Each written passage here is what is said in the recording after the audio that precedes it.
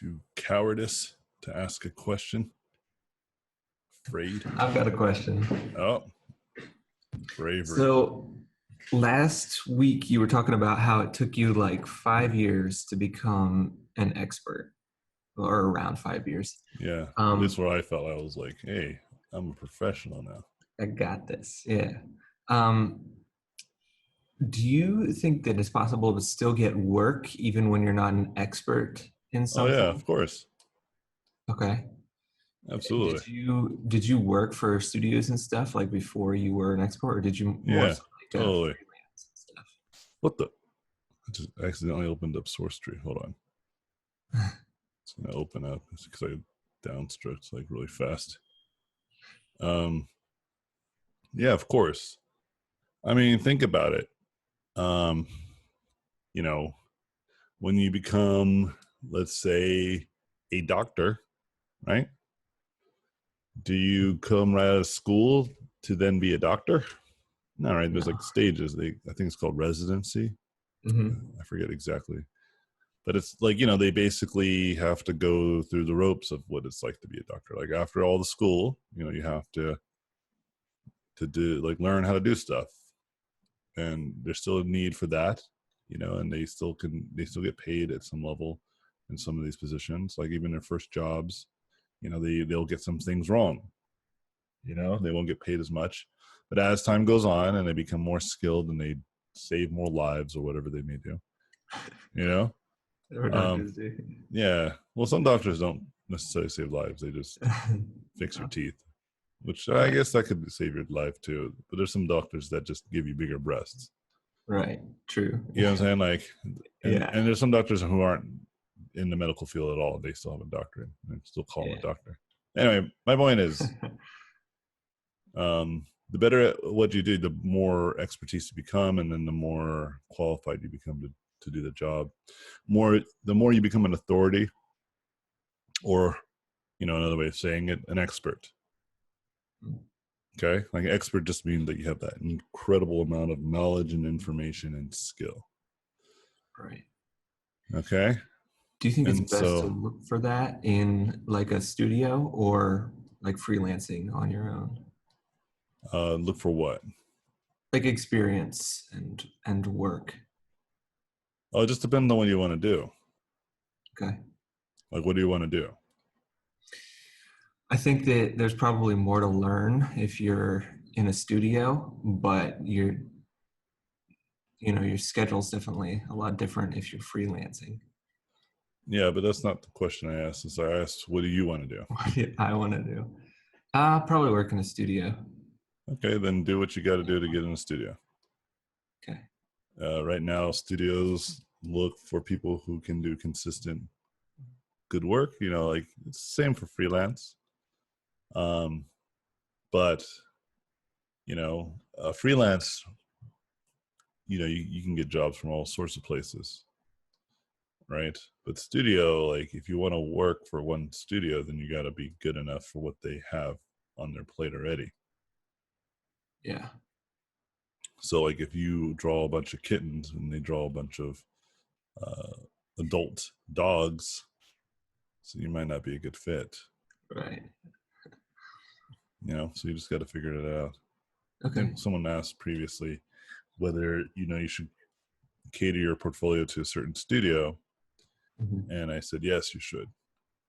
And it doesn't mean that you'll work for that studio. It just means that your work will have a quality to it that resembles like a studio environment, what they would expect. Right. And that's what you should aim for. You should aim for that. Okay. Cool. Thank you. Yeah. Yeah, man. Yeah, I highly recommend people like have a target of what they want to do and not worry about all the subtle stuff.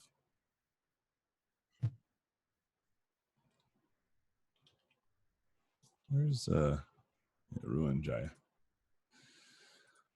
Ruin Jaya. This is a really fascinating vessel.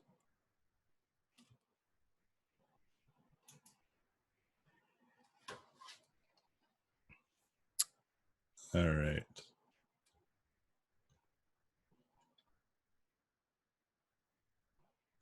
Yo, What is have you got up? any advice for being too self-critical or like being too precious with a painting? So give me an example Of which one? of both. Okay, so too self-critical. I every time I'm doing a piece, I never think it's quite right. I don't Got think it. it's like quite good enough. So I always end up like sort of noodling on it for Got it. ages, and I can never get to a point where I'm happy with it. Sure. And with being too precious is uh sometimes I guess I just answer my own question in my head. It's like I'm afraid to make big changes, but then I thought I could just be more aware of that to make the big changes for that one. Yeah, Okay. because a lot of time I'm not actually, I do it subconsciously when I'm being too precious. I don't sort of take big risks with a painting. Got it. To answer the question as I think I hear it, um, you just got to get out of this mindset of analysis paralysis. Right. Okay, I mentioned this before in the very earlier in this class. That's Yeah, it's I very remember. much what you got. Okay. If you're sitting there constantly noodling, that is a clear waste of your time. Yeah. So stop doing that. Okay. Like if you're doing that and you know it's not doing anything, then you should best use your time to do what? What do you think? Move on. Yeah, but why and how? Like what do you move on to? Do some studies if I'm Yeah, not sure, I there you guess. go.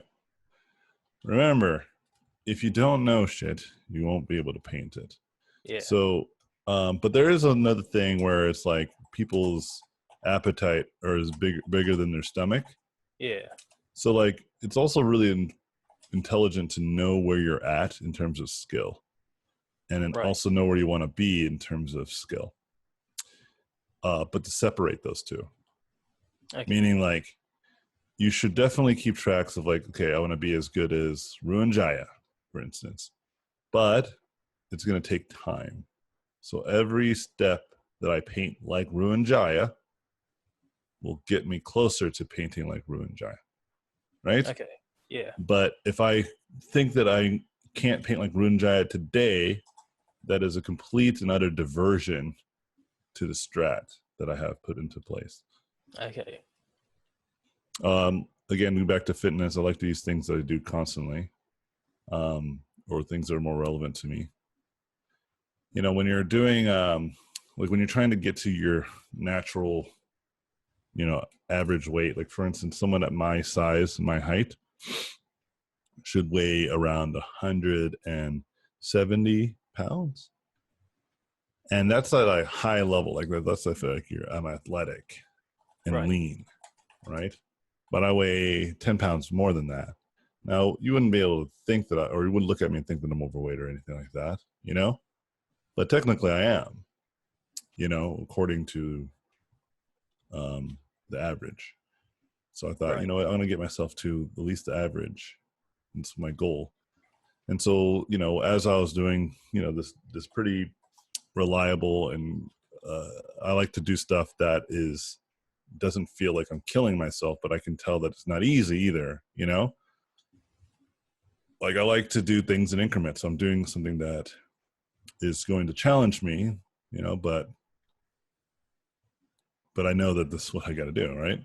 Yeah. It's within your reach, sort of thing. Yeah, it's nothing that's too out of scope. Yeah. It's nothing like that's going to kill me. And so I'm like, I'm doing it and everything's going well. Like I think I was like 177 at one point, and I was like, dang, this is working out pretty great, And then one day I was 181. So it's like I gained like 4 pounds out of nowhere. And I haven't changed anything, and I just kept myself at where I was at. And I was reading about it, and they were saying that it's normal. It's just like sometimes a lot of what you lose in the beginning is water weight. Right. And what you should do is you should look at the average of your weight overall, but if essentially stick with it, you'll be fine. Just like most things in life, right? Like what I'm trying to teach you guys. Yeah. And so I was like, yeah, okay, I'm cool with that. And sure enough, I think it ballooned up again, but I was just kind of like, that's fine. And then today it went down a couple pounds. So it's clearly fluctuating. And they say you should average it out through a span of days or like a week versus every day. And if you do it that way, it's way more realistic.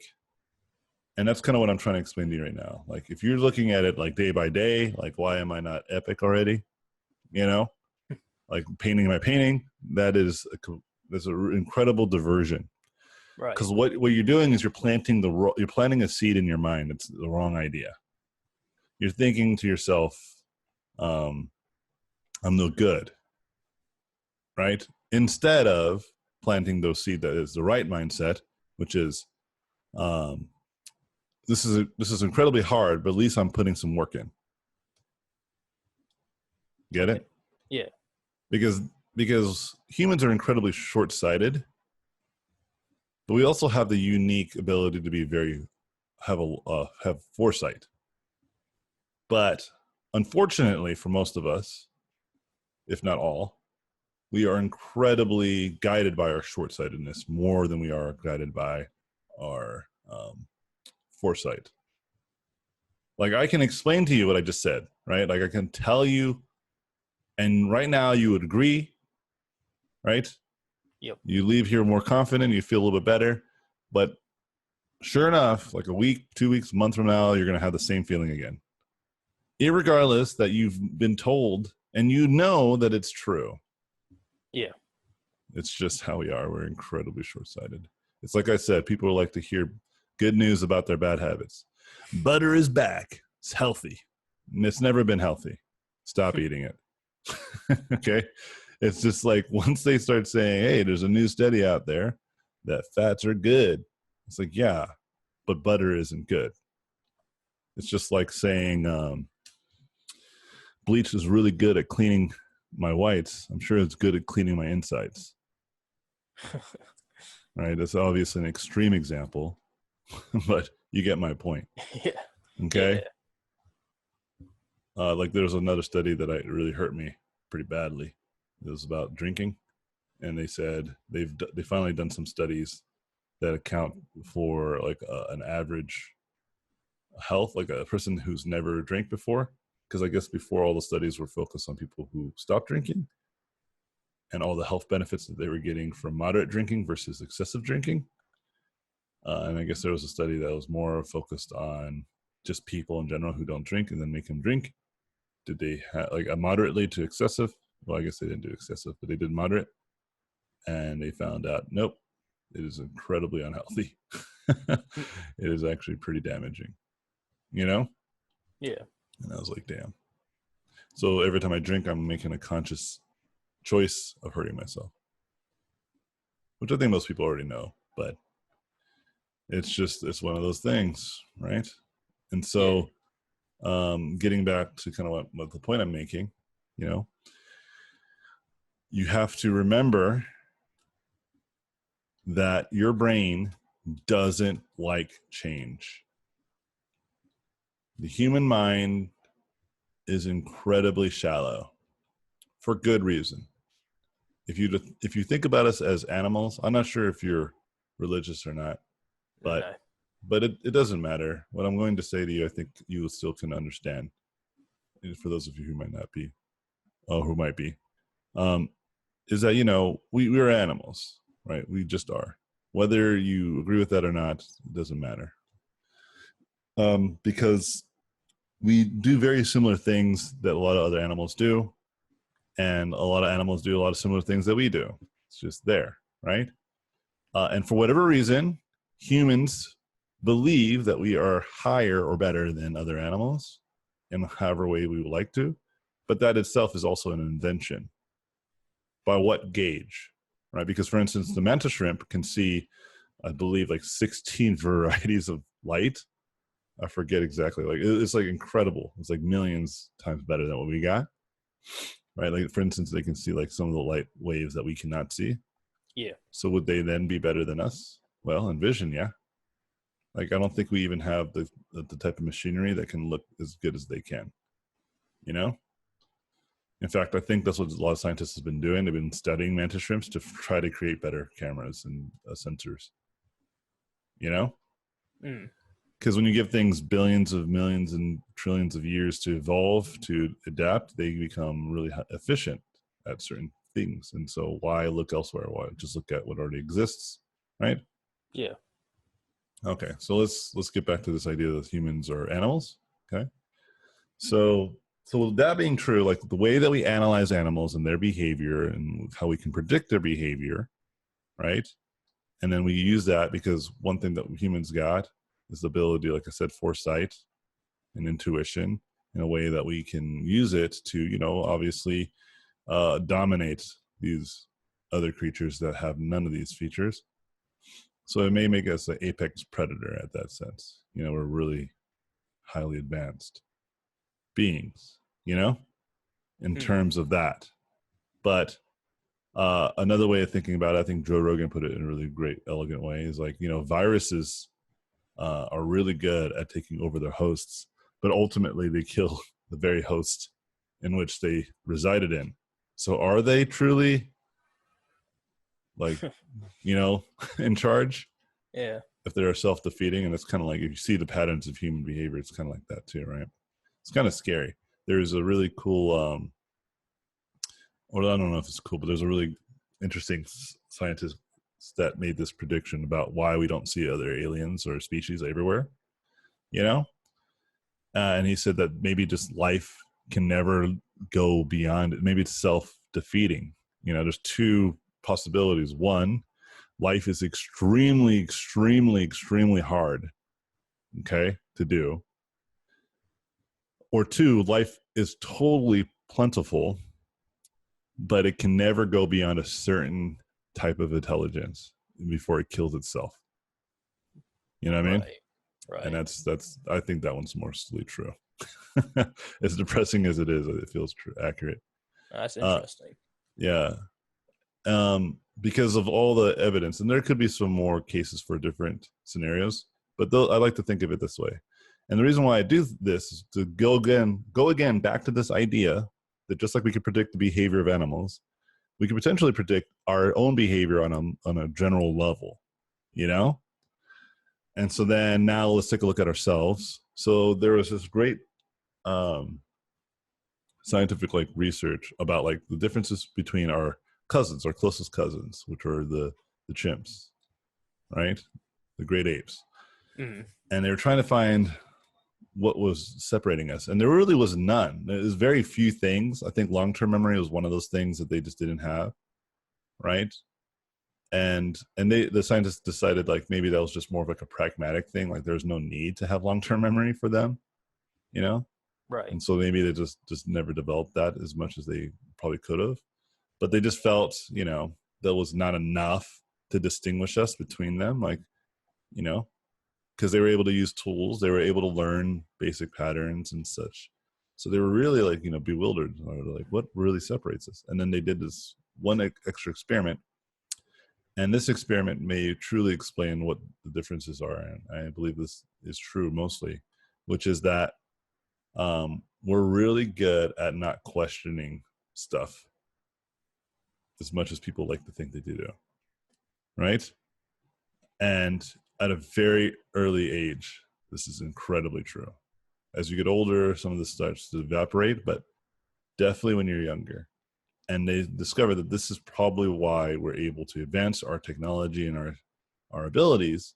It's not that humans have gotten any smarter in the last few thousand years. We've probably remained the same, you know? Like if you go back a few thousand years, grab a human baby and bring it to today, like born like in this environment or raised in this environment, you would never know that they were 3,000 years old genetics, right?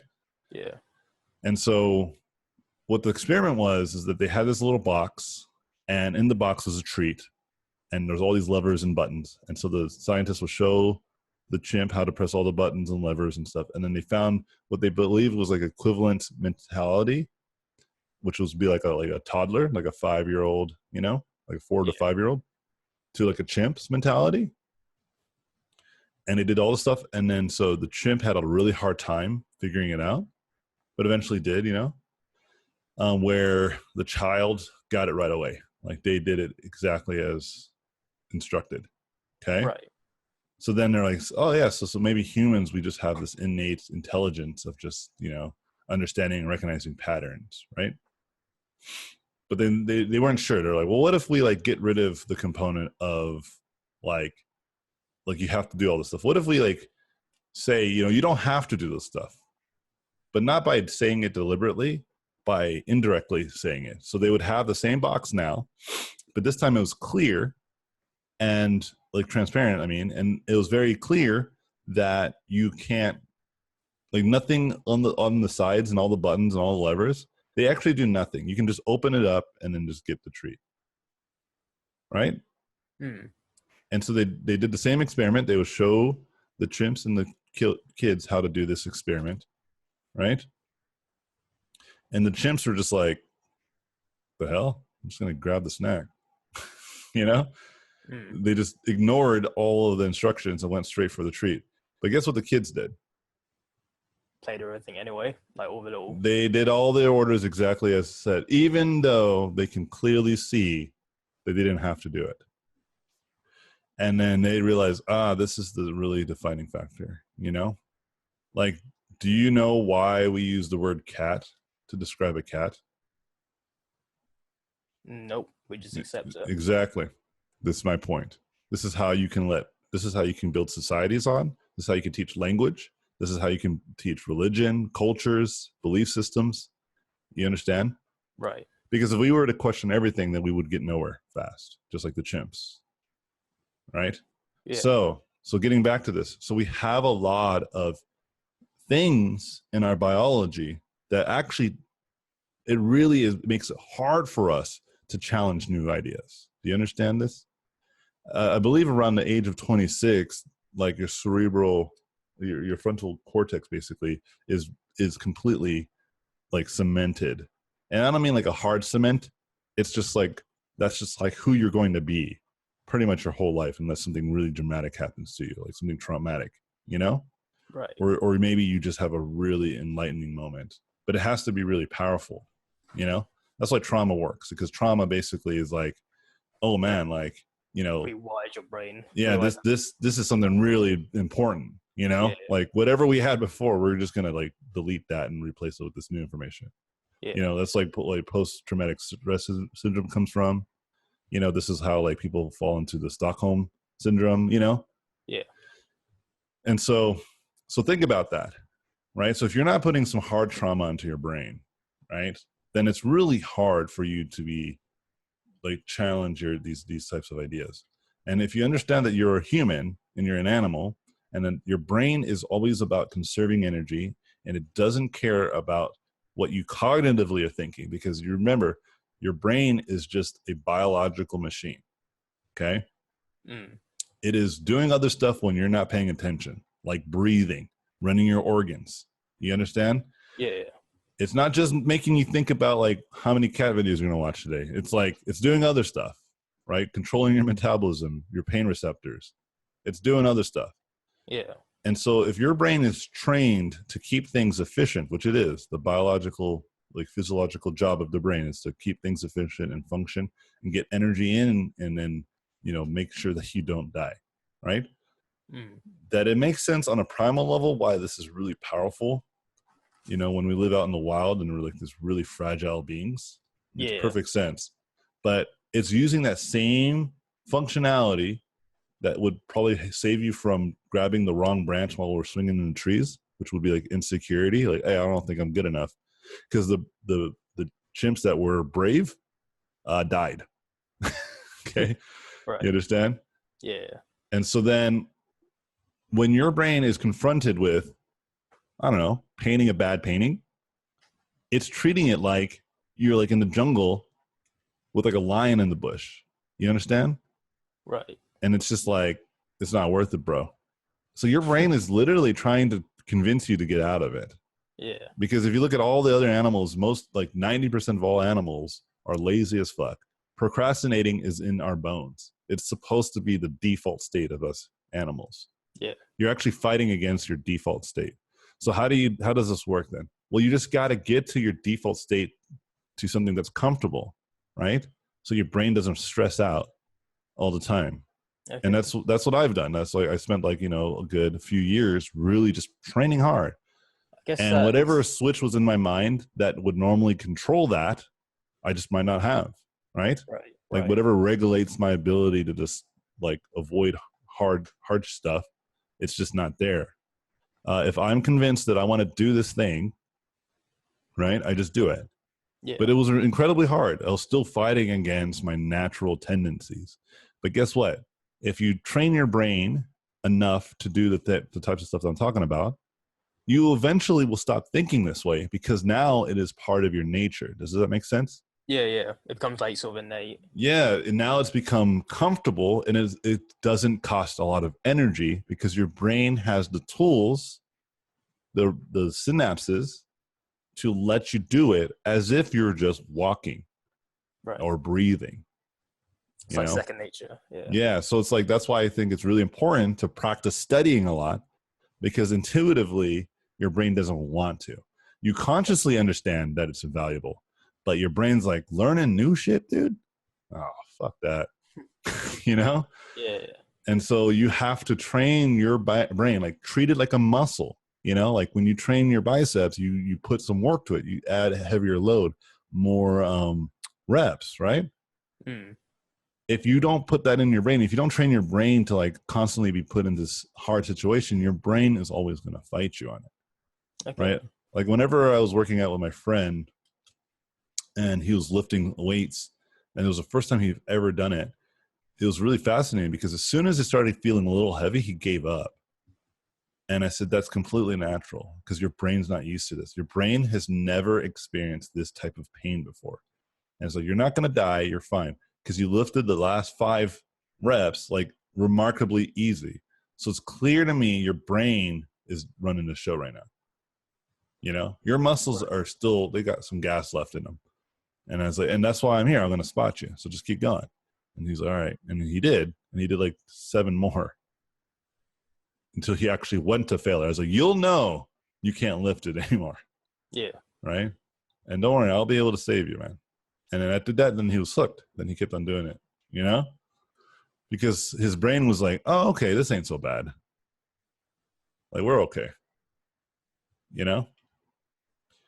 And so if you think about like video games are built around human weaknesses, right? They understand that people don't like to be challenged so rigorously that that people will just put the controller down. Like you have to make it hard, but not so hard, like from the get-go that they just like really incremental sort of climb. Incremental, because the brain can handle that. Yeah. And so long story short, is like your animal instincts are kicking in whenever you have these thoughts. This is why depression is incredibly high in nations that have high standards for, society, like having a good job, getting married, having a house. If you don't have that, you're a failure, and your brain doesn't like that. So it constantly feels like you're being chased by a real lion, and that much anxiety and stress is chemical and can really hurt you. Okay. Yeah. That's why like rabbits for the longest time were like one of the hardest pets to have, because they are prey animals, right? Like just all of them. Yeah. And they're entirely used to environment of being constantly stressed. So they're always, their anxiety is exponential when they become a pet, Yeah. And like if they see like a dog, I remember my wife was telling me like she had her rabbit and her dog, and then the rabbit was always being chased, and eventually the rabbit just died from a heart attack because it just couldn't handle it. It was just too much. Like, can you imagine if you're already an animal that's built around having anxiety, which is a good thing if you're a rabbit. You're like one of the smallest thing. So you have to freaking be scared of everything. It's needed to survive. But Yeah, you'll survive better if you are this fragile being, you know? Yeah. You just got to treat everything like a freaking a threat, you know? And so imagine your life, you're just constantly perpetuated in this. Yeah, it's just going to happen. And so we're not nearly as bad as, because we're not necessarily prey animals, right? We're not animals that are preyed on, you know? Yeah. Like definitely things can hunt us and kill us, but we were living in the trees. So very few things could come and kill us, you know? Yeah. We're like natural built hunters. Yeah. Mostly with like, actual weapons, but obviously we use our brains for tools and stuff like that. So the whole thing of like having eyes either in front or to your side sort of determines if you're prey or predator. Well, it was the front eyes was actually more for depth perception, because when you're swinging in trees, you want to be able to know when the next branch is coming accurately.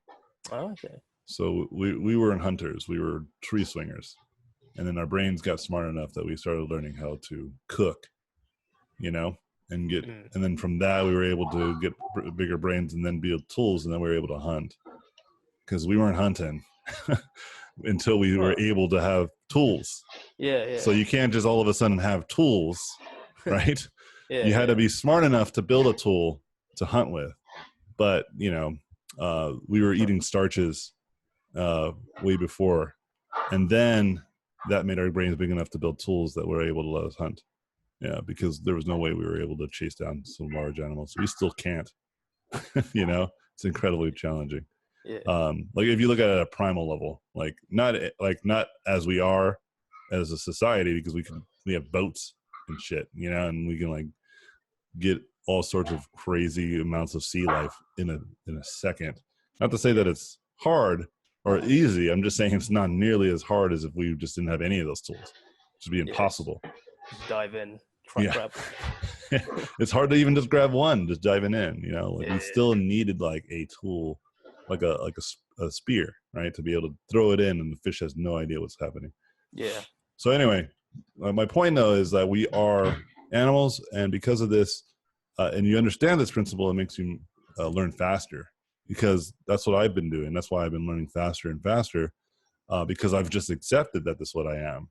You know, I realized my insecurities are a product of evolution, you know, and I realized that my sensibilities and what I hold to be true are hard to deviate from, because of who I am as an animal, right?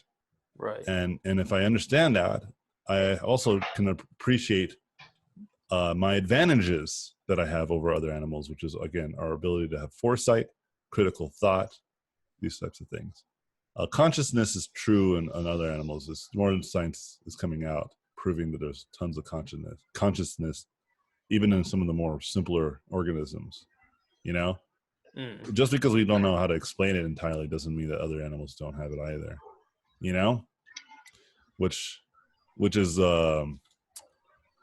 really one of the reasons why I think it's becoming more and more accepted that maybe we're kind of like assholes to all these other animals, you know, like wait a minute, like what gives us the right to be such assholes? And so yeah, I think like when you start to think this way, you know, not to get too crazy scientific, you know, but like it just really does help tremendously, because it quantifies your weaknesses as a biological and physiological function. But again, if you don't do anything about it, then it's like you've consciously made the choice to avoid to any kind of chemical change in your body. You just like, it's fine, I'll just stay like lazy. Which is, by the way, I only say that it's being lazy or procrastination. What the? Is that coming from you? That's not me. I think that's Nick. Yeah, if you the Dark Souls of Concept Art.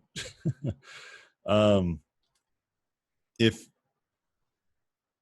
you come at it, like I said, like from like a biological level and stuff like that, you know, and you recognize that you're procrastinating and being lazy because of that, it helps you kind of fight against it. But if you know that and still like, procrastinate and be lazy. Like, to me, the only time that really is defined is if you chose, um, you choose to be that way, although every time you talk, you want to be another way.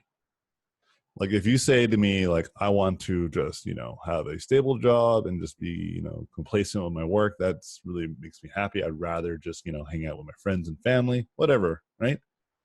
And so though, if you're not pushing yourself like I would, or let's say some other person, that I wouldn't call you lazy or even complacent, even though that's what I would call you content. Yeah. And that's totally healthy. Oh, dang it. The screen keeps freezing. That's incredibly healthy. And I actually envy that sometimes. Envy it enough that I try to work less, Yeah, I get that. But if you say to me, I want to be like this epic artist, I want to do all these great things, and then whenever you have the opportunity to try, you don't, then to me that's being a procrastinator or being lazy. Yeah.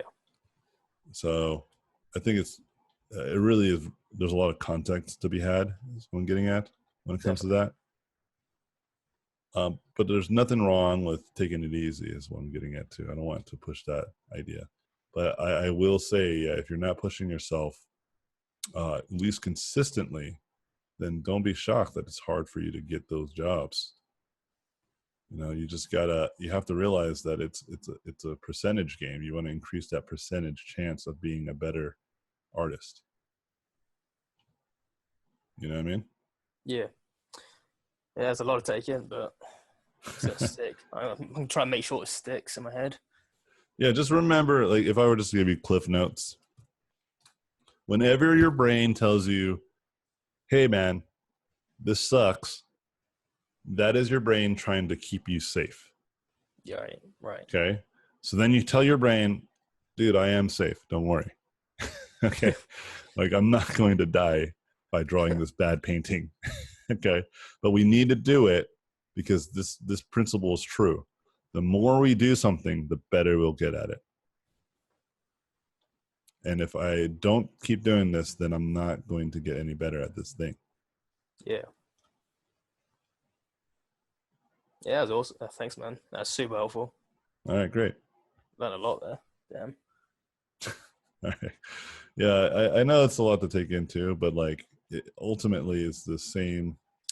It's really important to just like objectify or make these types of ideas and thoughts in your mind more objective and quantifiable, instead of some sort of loosey goosey, I have art block kind of thing. Like, it's incredibly a skill, just like anything else. It's just one of the harder skills, but it is a skill. What I do, what you want to do, it is incredibly, it is nothing magical about it. In fact, I think it's the most natural skill that most of us have, which is being visual painters. I think all humans are like naturally built for this. Like, at least the majority. And why I say that, because a lot of our senses are built on vision.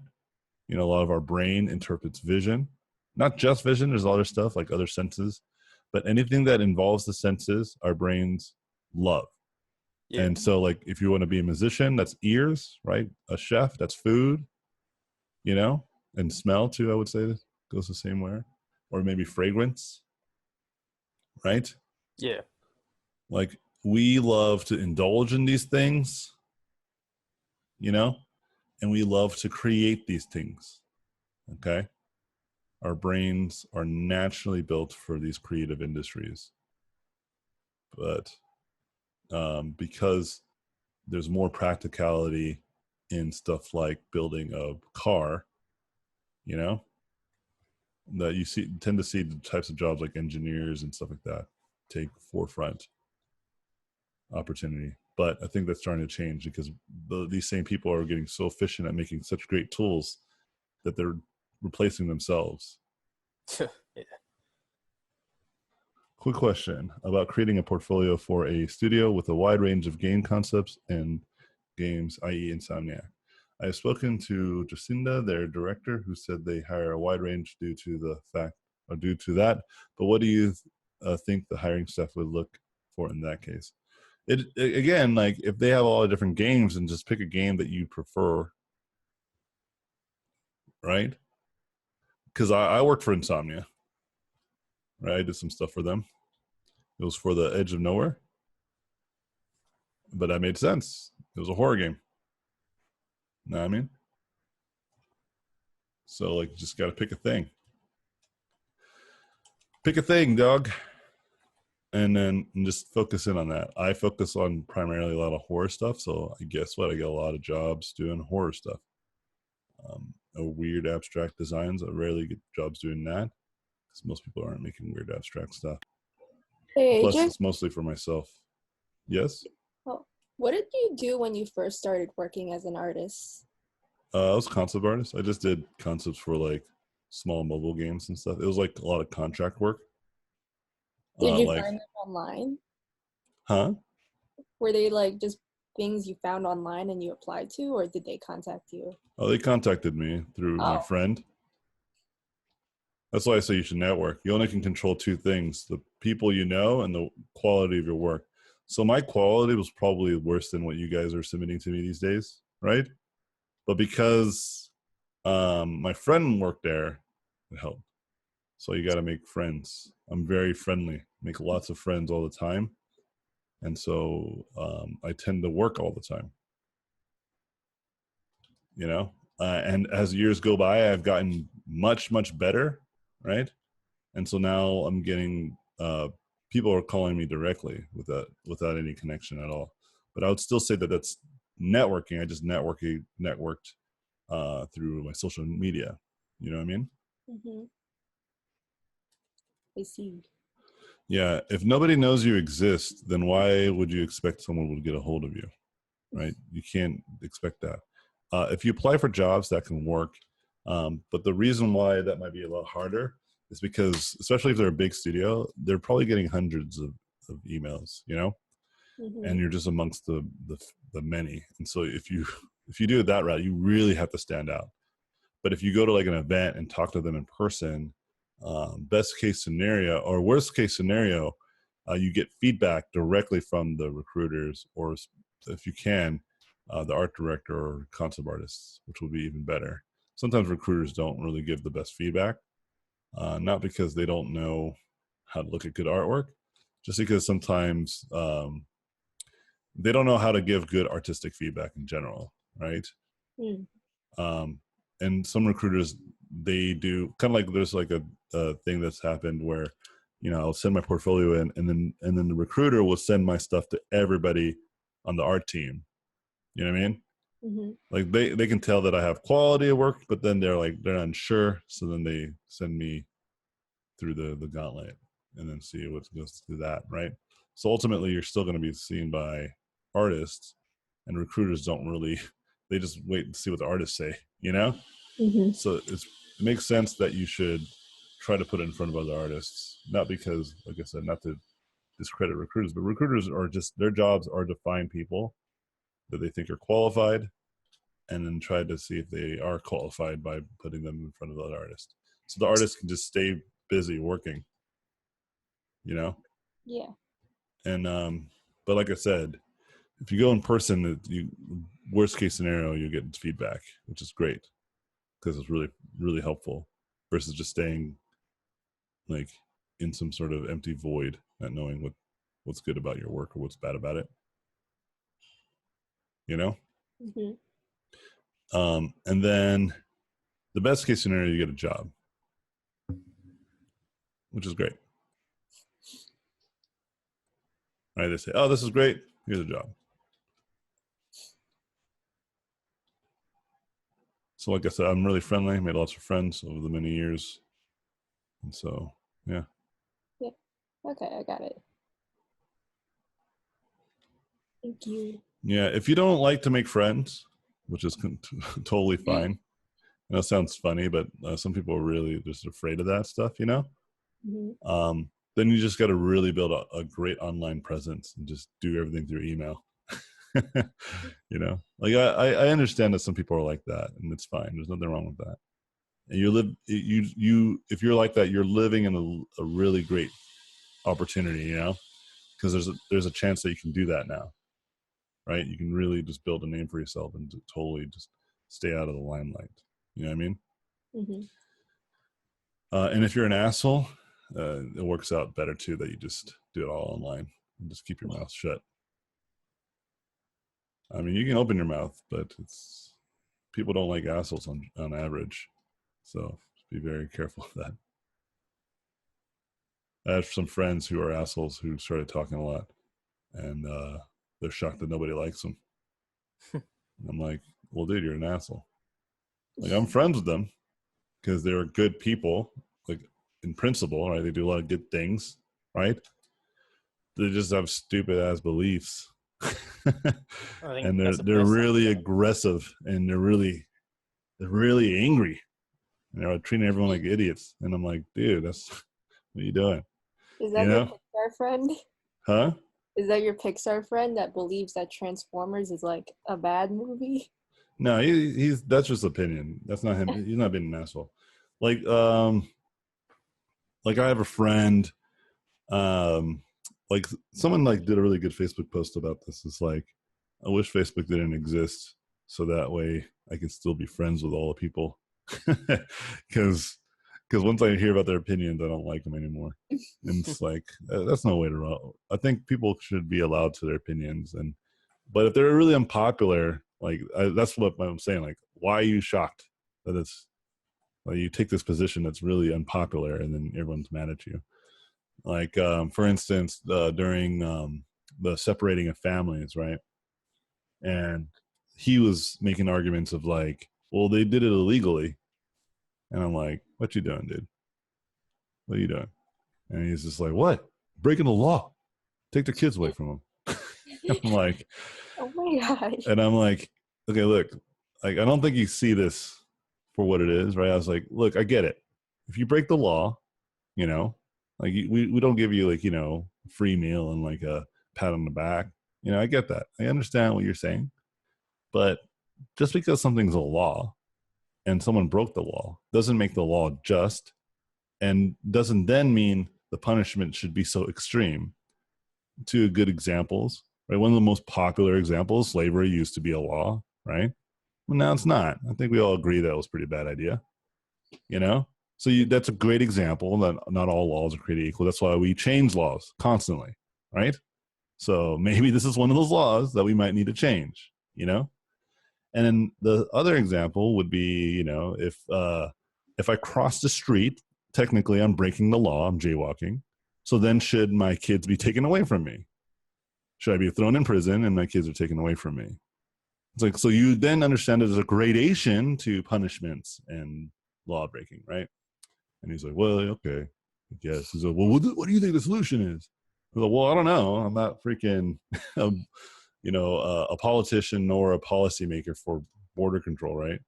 But if I had to take a guess, maybe like just like anything that's really inefficient, you build more staff and more educated staff, right? So for instance, if you look at a company like Naughty Dog, they have a lot of really good, or every one of their employees is really good and well educated. They're so well educated and effective at what they do, they don't even need producers, right? But then you take another project like Studio Japan, who made The Last Guardian. It took them like 1,800 years. Yeah. They had hundreds of great artists, and it took them forever to make a reasonable, like a good game, not a great game, right? Or even like at Blizzard, when the Titan was 7 years with like some of the best talent in the world, but because it had such bad management, you know, it didn't come out. So usually the solution to these problems is better management and better staff, right? Better, well-educated staff. So maybe we don't have the proper people managing these things, and maybe we need more staff, right? Like instead of closing doors, why don't we open more doors? And then that way, if you cross the border illegally, it's kind of like, what are you doing?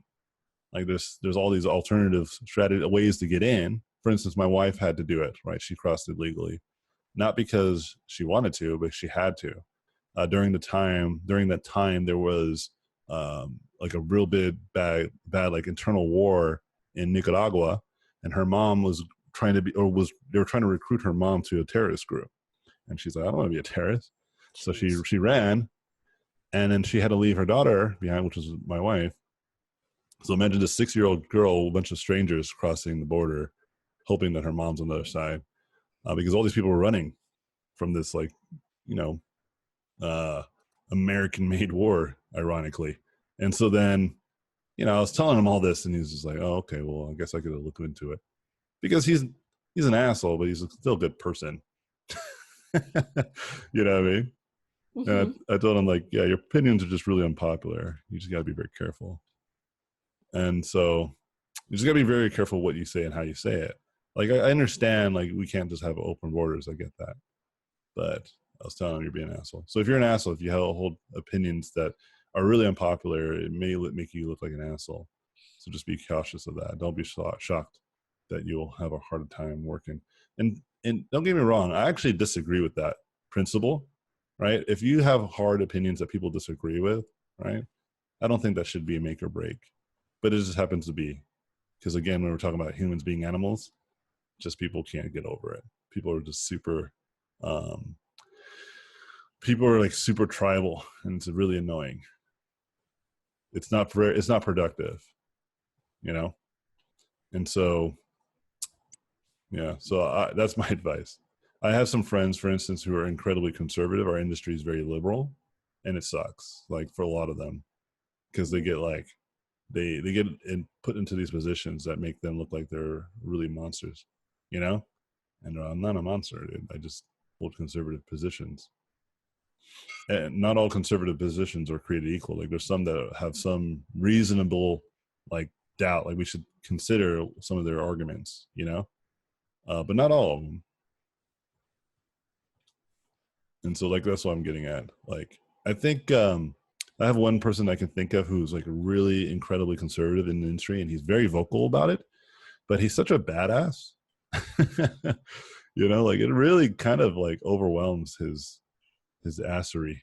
Right? He shares some really crazy stuff. And I'm just like, that is some nonsense. Like, straight up propaganda, dude. You know? But he's still a good person. He's nice. Like, I feel like if like, this is a good way that I gauge if a person's a reasonable person or a good person, is like, if we didn't talk about politics or people's like strong opinions, like if we were to just hang out, right, and just like hang out and do stuff, like if we saw a homeless person, they would give them money, you know, if they'll like be a person that opens doors for people, you know what I mean? Like, they do kinds of things on a consistent value. They haven't murdered anybody.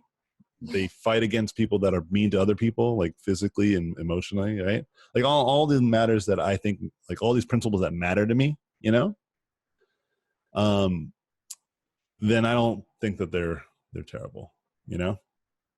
But if they, for instance, are like pro-gun versus anti-gun, like, these things are a little bit more loose. Does it make sense?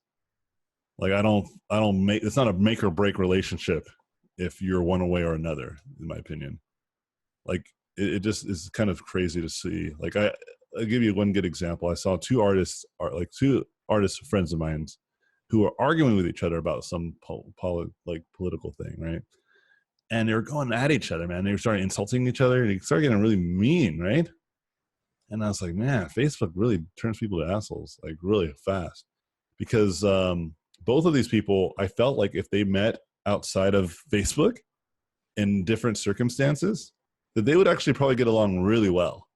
Because I know both of them really well, you know, and they're both a lot of fun.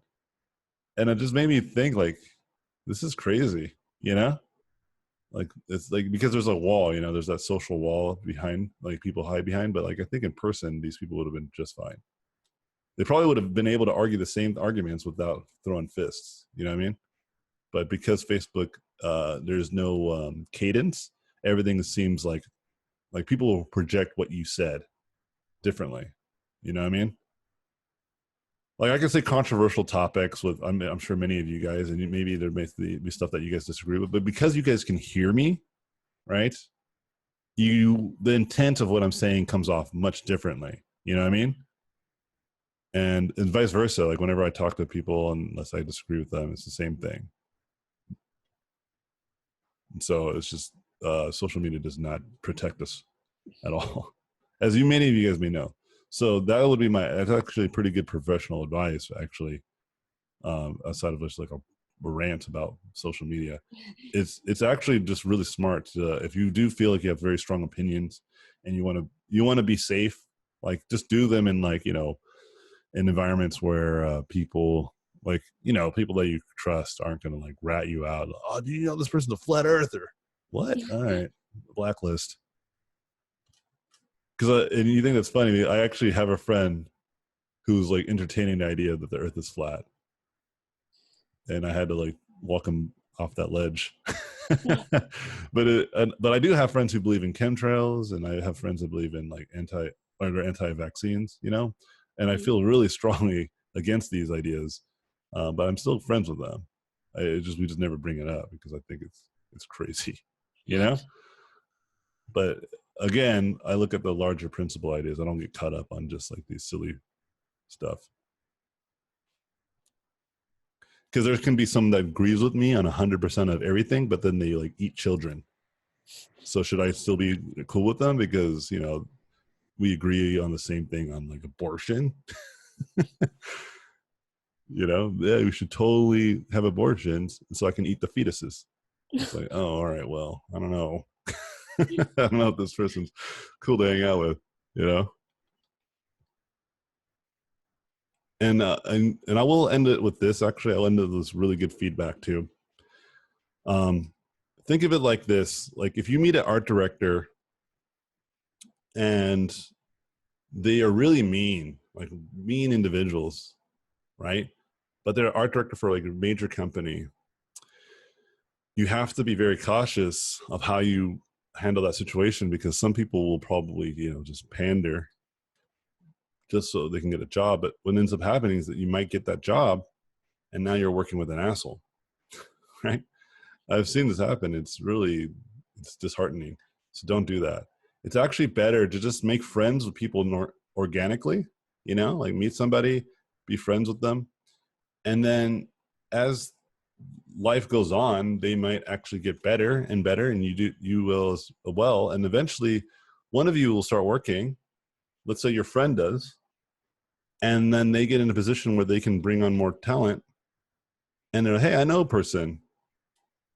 And that's what happened with me. Like 90% of my career, that's how I got a lot of my first jobs.